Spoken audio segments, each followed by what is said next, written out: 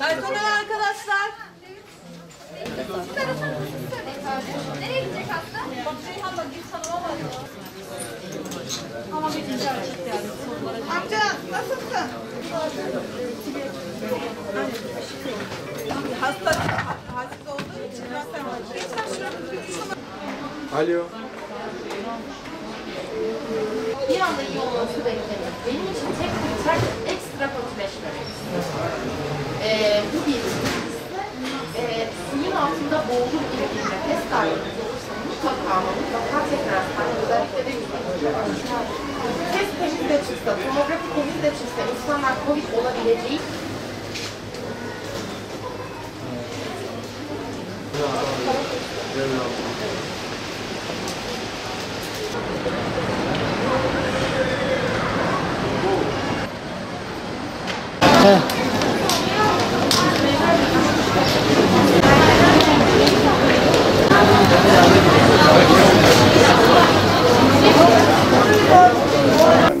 Şöyle, şu an Türkiye ile birlikte Kore'yle bir şekilde maalesef bizde vaka sayıları artmaya başladı.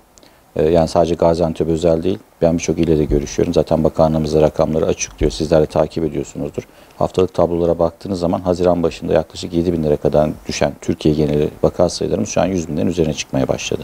Bu da dolayısıyla her tarafta bir artış olduğunu gösteriyor. İlimizde de aynı oranda artış söz konusu şu anda. Fakat şu an ilk baktığımızda geri dönüşleri veya vakaların durumunu takip ettiğimizde biz şundan dolayı biraz rahatız. Hastane yatışlarımız çok az. Ayırdığımız vaka için servislerimiz olsun, yoğun bakımlarımız olsun, buradaki yatan hastalarımızın olsun oranları %3, %5'ler gibi.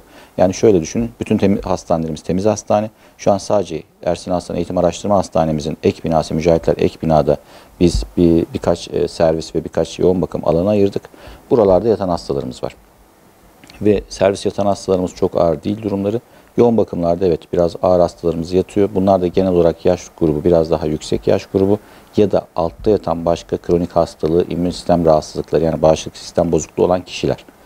Onlarda da veya aşısı da olmayıp bir şekilde işte vücutta buna müsait olan kişilerden oluşuyor. İnşallah onları da toparlayıp biz şifayla taburcu olacağını umut ediyoruz. Fakat genel anlamda baktığınızda evet vaka sayıları çok yüksek fakat bu defaki biraz daha üst solunum yolu enfeksiyonu gibi geçiyor. Nasıl? Bizim arkadaşlarımızla görüşüyoruz, hastane başhekimlerimizle görüşüyoruz, başvurularla ilgili geri dönüşler alıyoruz. Bu defaki daha çok şöyle gözüküyor. Boğaz ağrısı, ateş, halsizlik, genizde burunda tıkanıklık veya burun akıntısı gibi. Öyle eskisi kadar çok kas ağrıları, işte eklem ağrıları ve benzer şeyler yok. Daha çok üst solunum yolu enfeksiyonu hatta biraz böyle sanki sinüzit taklit ediyor gibi bir yapıyla geçiyor. Ama eğer az önce bahsettiğim gibi altta yatan başka rahatsızlıklar, kronik hastalıklar, ileri yaşsa, bağışıklık sistemiyle alakalı sorun varsa o zaman maalesef akciğer sorunları da söz konusu olabiliyor. Zaten o grup hasta olursa da hastaneye yatırmak durumunda kalıyoruz. Ama şu an vaka sayıları artsa da hani böyle bir panik havası yaratacak bir durum söz konusu değil inşallah. Ya tabii o da tetikledi. Şimdi o hayır diyemem. Ama şu bir gerçek. Zaten biliyorsunuz yani yaklaşık 2 aydır veya 3 aydır maske kullanımı tamamen artık serbestleşti. Daha önce en azından belli alanlarda maske kullanmaya dikkat edilmesini tavsiye ediyorduk, öneriyorduk veya işte zorunlu haldeydi. O zorunluluk ortadan kalktıktan sonra insanlar da aslında onlar da haklı. 2 yılın verdiği bir bunalma vardı. Bir anda tamamen terk ettiler.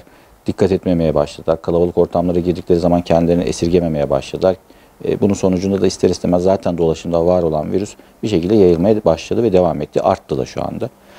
Hani bu saatten sonra ne yapılabilir? Tabii ki öyle biz bir yasaklama bu beklemiyoruz. Gerek de yok şu andaki tabloya göre. Ama en azından kişisel olarak kendi sorumluluklarımızı bilip kendimizi korumak adına, çevremizi korumak adına bazı tedbirler alabiliriz. Nedir bu? Özellikle çok böyle yoğun kalabalığın olduğu ortamlara girdiğimizde mesela toplu taşıma kullandığımızda en azından binerken takıp inerken çıkarana kadar ki o süreyi en azından toplu taşımada maskeli geçirirsek. Yani sokakta açık havada çok sorun olacağını gözükmüyor şu an için. Ne bileyim taziyelere gidiyoruz orada çok dip dibe oturuyor, kalabalık oluyor. Oralarda en azından o süreyi maskeli geçirirsek. Düğünlere katıldığımızda o süreyi maskeli geçirebilirsek. Yani bu ve buna benzer böyle kalabalık. Mesela cuma namazlarına gittiğimizde bir şekilde bu şekilde kendimizi korursak en azından yayılımın önüne geçmiş oluruz. Yani bu hani ben sağlıklıyım evet bana bir şey olmaz belki yakalansam da kolay atlatırım diye bakılabilir ama çevrenizde daha hassas durumda olan birine bulaştırıp onun hayatını risk etmenin de bir anlamı yok şu anda. vatandaşlarımız zaten bir duyarlılık göstermeye başladı. Günlük aşı sayılarımız yaklaşık 25-30'lara kadar gerilemişti açıkçası ki bu buraya özel değil, tekrar söyleyeyim. Türkiye genelinde de maalesef böyleydi. Son bir 6 aydır insanlar o rahatlamayla birlikte aşıdan da uzak durmaya başlamışlardı. Fakat vaka sayılarının artmasıyla birlikte vatandaşlarımız tekrardan aşıya karşı bir teveccüh göstermeye başladı. Geçen birkaç gün öncesine kadar 600-700 olan günlük yaptığımız aşı sayısı şu an binleri geçti. Biz bu konuda da şöyle bir öneride bulunacağız. Özellikle son aşının üzerinden 6 aydan daha uzun bir süre bir geçmişse hatırlatma dozu dediğimiz rapel aşılarını yaptırmalarını öneriyoruz. Çünkü antikor düzeyi muhtemelen artık çok düşmüş olacak ve koruyuculuğu ortadan kalkmış olacak. Eğer hatırlatma dozunu yaparlarsa hastalığa yakalansalar bile çok basit nezle, grip gibi basit bir şekilde ayakta atlatıp geçirebilecekler inşallah.